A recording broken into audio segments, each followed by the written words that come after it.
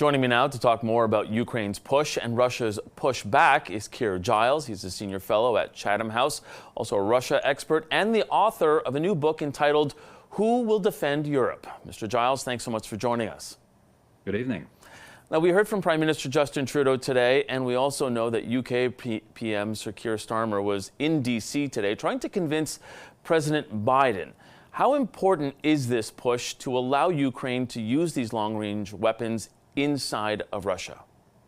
But we shouldn't see this as a war-ending move. Instead, it's just one point along this incremental process of allowing Ukraine to defend itself to the maximum extent possible and allowing Ukraine to make the best use of the Western weapon systems that have actually been provided to it. And that unanimity among the other coalition partners trying to put pressure on the United States to relax its restrictions is reflective of this growing frustration with the U.S. policy position that you have to provide Russia with a certain amount of protection from that in order to avoid what the U.S. has called dangerous escalation, and which most of the other members of the coalition are simply not taking seriously. Yeah, and it's interesting that there is that unanimity, but there really is such a length of time that it is taking for all of these countries to come out in favor of this, especially since Ukrainian President Volodymyr Zelensky has really been asking for this for months. What do you make of that delay? Well, that's right. And it's been growing steadily, this amount of pressure that's been put on the United States. Most countries were fairly quiet about their position in favor of Ukraine being allowed to strike into Russia. But then after Russia's Kharkiv offensive in May of this year, when it became painfully obvious just how much protection Russia has and the ability that they had to build up for the offensive while being unmolested on their side of the border, that was what flipped a lot of these countries into being more public and more overt and saying that this is a nonsensical situation that has nothing to do with international law, and the risk of escalation that the US seems to fear is very low. And since then, the pressure has just been building over a series of different weapon systems and a series of different incidents. It's really now coming to a peak after a long process. Now, I know you said this wouldn't be a war ender, but how much of a game changer could it be for Ukraine's effort if the West does finally allow this to happen deep inside of Russian territory? Well, sadly, not as much of a game changer as it would have been if there hadn't been this long process of signaling and this long, drawn-out theatrical process of leading up to the decision, because that gives Russia, of course, the opportunity to adapt in advance to whatever the United States might finally allow to happen.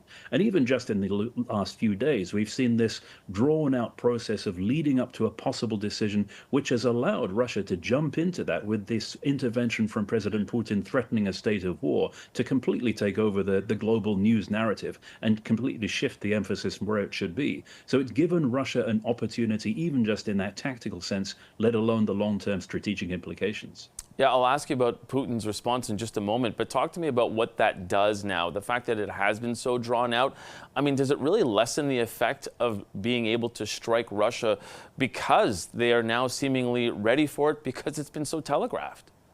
Well, that doesn't necessarily negate the effect altogether. In fact, one of the nonsensical U.S. justifications for not allowing strikes deeper into Russia is that that would just cause Russia to move the assets that Ukraine would like to interdict further away, which is nonsensical because, of course, that in itself is a positive outcome for Ukraine. What Ukraine is trying to do is mitigate the terror attacks on its own cities and on its critical national infrastructure by trying to make it harder for Russia to launch them. So it is a positive outcome in either sense.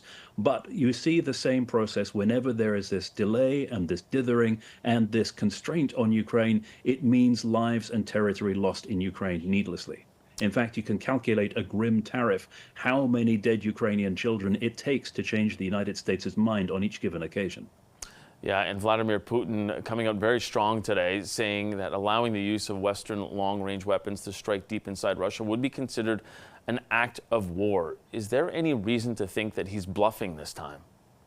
Well, it's worth looking in detail at what Putin actually says. He's not talking about an act of war in the original Russian. He's talking about the involvement of NATO crews who supposedly would be targeting and providing intelligence for and programming these long-range precision strike munitions. And he says that that would mean that NATO is in effect in a state of war with Russia. Now, that too is nonsensical, because if that is actually true, that's already been going on for several months. So Putin is describing a situation that's already already there. So again, it's the posturing, it's the theatrics, it's the suggestion of escalation that Putin is trying now to constrain the United States, probably having the opposite effect, because if you back the US into a corner, now if they back down and they do not go ahead with this decision, it looks as though they are caving in once again to Russian pressure, which surely at this point is something the Biden White House would want to avoid.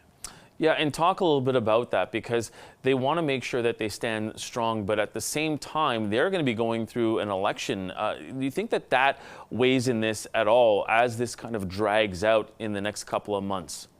Well, you get the feeling that the White House is now feeling a sense of urgency to put in place measures that are actually going to be sustainable and most of all Trump-proof in the event of a Trump victory after the November election.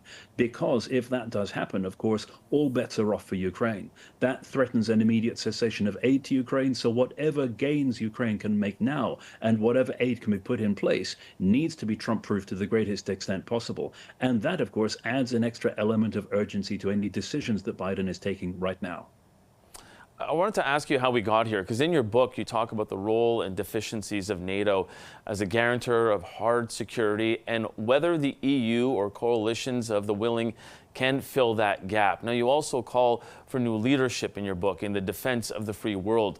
Who should be the one to step forward right now?